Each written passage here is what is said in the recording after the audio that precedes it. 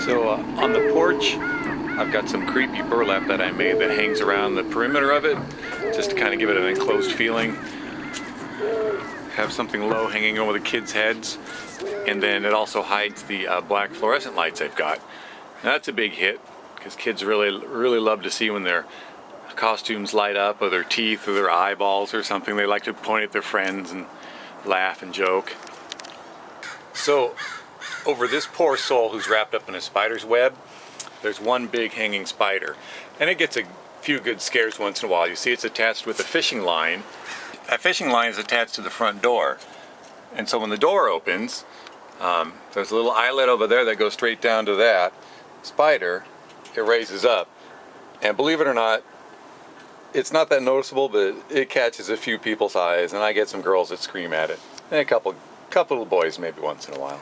Okay, I've got most of the stuff already taken out of here, just to keep it away from the elements. Just want to show you that my tombstones, I think it's pretty common that people use this rebar, stakes in the ground, and I've just got a PVC pipe that's glued into the base of each tombstone, so it slides over there really easily.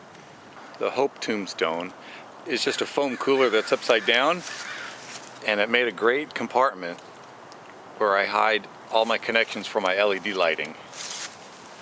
It keeps it safe from the elements. I don't think they appreciate getting rained on. It rained every day this month of October, so it's important to keep all that stuff pretty dry.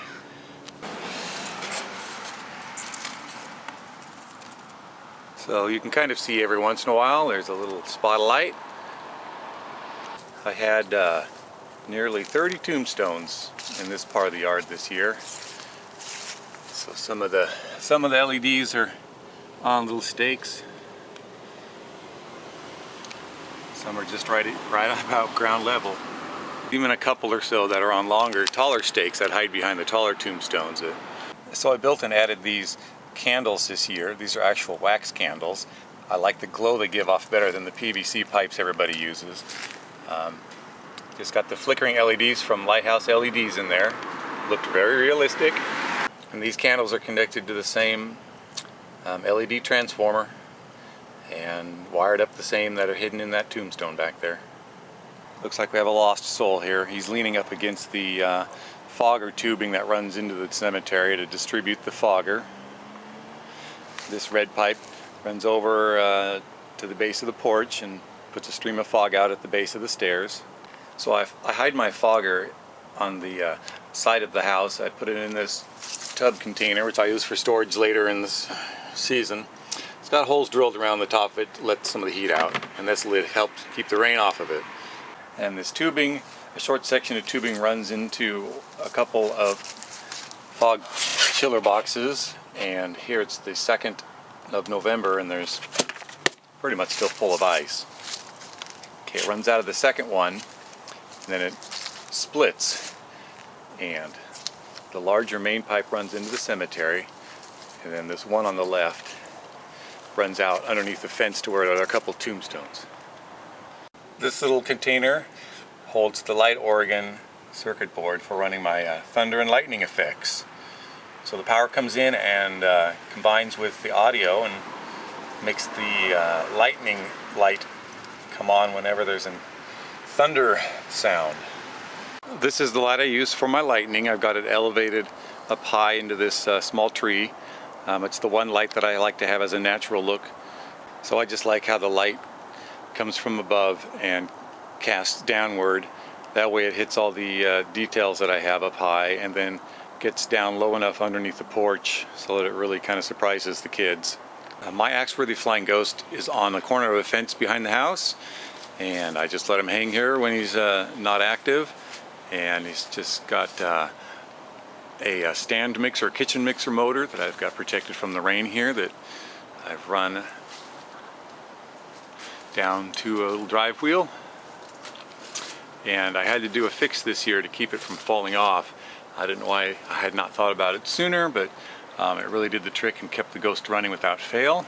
So when the ghost leaves the motor, it travels first to the tree where the lightning light is, to that pulley, and then it flies over the cemetery, So after the ghost travels all the way across the yard, it goes into a tree by the driveway and turns around, comes back across the porch and hits this pulley. From that pulley it comes down to this one that's at the corner of the house, and that's the one that guides it back into the wheel, the motor, for its return trip. So what I had to do to make it successful this year was to raise this corner pulley and the pulley that's in the tree. That elevated the line a little higher so that when it goes into the drive wheel, it's at a higher point instead of, it used to be lower. And especially when it got rainy and wet, the ghost would get heavy and the line would sag, and sometimes it would fall off the bottom lip. So now it rides higher, so it stays to the top of the lip and maybe the middle instead of sagging to the bottom. If it does sag, it doesn't sag low enough that it pops off. That way I don't have any concerns about the line falling and getting wrapped around any kids' ankles, because it does cross the pathway twice on the way to the porch. And it's a scary thing for the children, but the last kid had it wrapped around his legs, wasn't that happy.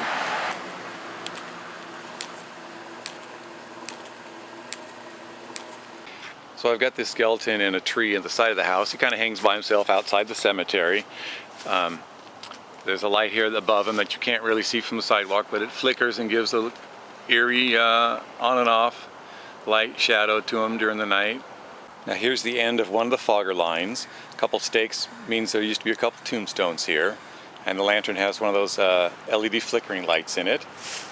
And to light these tombstones, so there's just a blue CFL bulb in here, and I've got it surrounded with this metal cone that directs the light down on the tombstones and keeps it from just really lighting up the whole area, and just so you don't really notice there's a light there as you're walking by. Just wanted to set the scene. So in the cemetery there's another light that's got a metal cone on it, and that gives a pin spot light that is directed up at the top of the house where the cross is, because you could not really see it that well at night, so that gave it a nice highlight so it kind of stood out better. I wanted to make sure people could see it up there in the evening because it's a really nice element this year. It's new. And of course, what's a haunted house without eerie sounds? So here's one of the speakers. There are 4 speakers here in the garden, 2 on the cemetery side and 2 on the other side of the house. Made a nice surround sound. The cross and the cresting on the house was a really nice addition this year, but it took a bit of figuring out to keep it from blowing away. So up on the roof, the block that the cross sits in, it actually is full of weights. It weighs about 9 pounds, but it's also tied down. So this peak line cresting is attached in 3 locations on each side. So this is how I did it. You can see the eyelet there with a line that's running down from it. That line runs down to the gutter and is attached to one of the gutter spikes. So there's a cradle on the back of the cresting here on the roof ridge. You can see there's a line that runs down all the way down the face of the roof, and here's the gutter spike, and that's just wrapped around there. Some pretty good tension on there so the wind can't pull it off.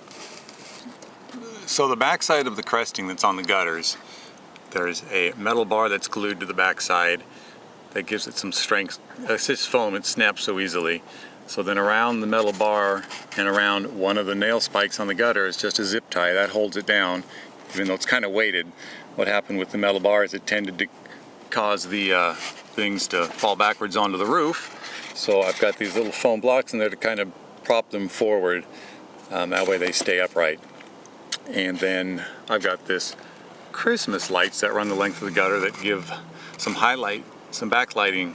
Looked really good at night, especially around the front peak of the house. So here's one of at least 3 little accidents, either from the wind or my own installation mistakes. You can see I snapped off the end of this one. I was able to kind of glue it back together, and it held up just fine throughout the rest of the season. These things have probably been up here for 2 or 3 weeks, so I'm really happy with how they handled the wind and the rain. Then of course these window inserts, they were a really nice element this year. I got compliments on that as well. And I think if you haven't seen it already, they're just held in place with curtain rods that provide tension from side to side, and there's enough tension and tightness that they weren't going anywhere. So this spirit that hangs over the cemetery, he looks really realistic at night. Looks like he's just hovering there because you can't see him hanging from the fishing line that runs between the tree and the house.